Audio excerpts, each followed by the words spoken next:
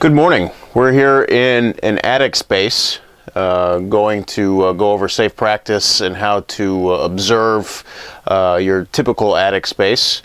As you can see behind me, the attic opening. We entered this attic space through the garage. So it's important to note for your clients that an access to the attic space above all living space below through the garage should have a fire-rated attic hatch or an attic cover of sorts. Typically you can only get those in online stores or specialty manufacturer. So as we enter the attic space here, there's a couple of things that we want to pay attention to. We want to first make sure that you're the only one up here. You don't want to scare any critters or anything that might be harmful to you. And then, of course, we want to enter with extreme caution. We want to make sure that we are not putting our foot through the ceiling below. So it's always good to walk. Typically, wherever you have a rafter, theoretically you should have a ceiling joist as well. So make sure you're entering with caution and only stepping where you know you have stable support. As I enter this attic space, I'm looking at the insulation level as the first thing I see. This is a rolled fiberglass bad insulation. For the most part, it seems adequate. With today's heating and cooling efficiency standards, it might not hurt to have a little additional insulation added. We also want to make sure that we don't have insulation blocking our soffit vents. On both sides, I'm looking to make sure that I have an opening that I could see some daylight to allow perfect air movement up and through this attic space. And then in this particular attic has a ridge vent, ventilation at the peak of the roof that allows the air to go up and out. Other roofs typically have mushroom vents that will be placed sporadically throughout the attic in the roof line. As I'm going through, I'm also looking for indications of moisture, see if there's any stains, mold, anything that could lead me to believe that there might be additional issues.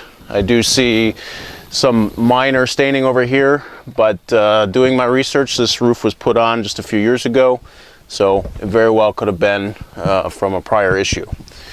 Right in front of me here we have a PVC, and to the left behind me we have a cast iron plumbing stack. These are the ventilation stacks to allow the plumbing system to breathe. So we want to make sure that we're looking around the protrusion in the roof, make sure there is no indications of moisture, no visible daylight.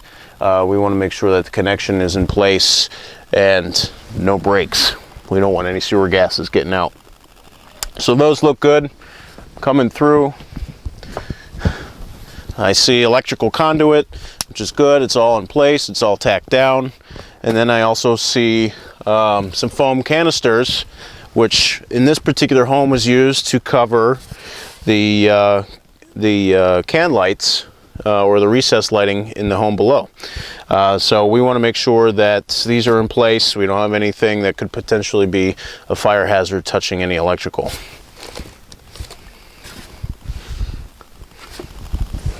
As we come deeper into the attic space, we have the brickwork for our chimney and the fireplace below.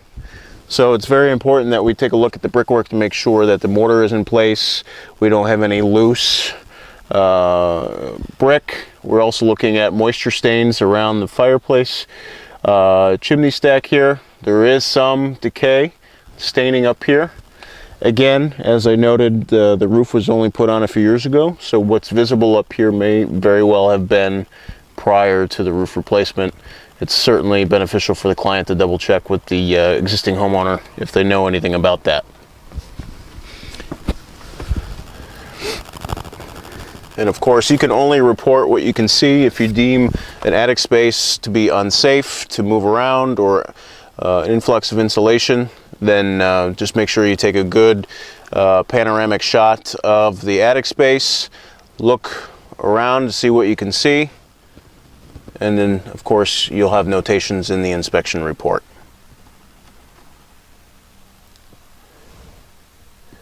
That's all I got for the attic inspection.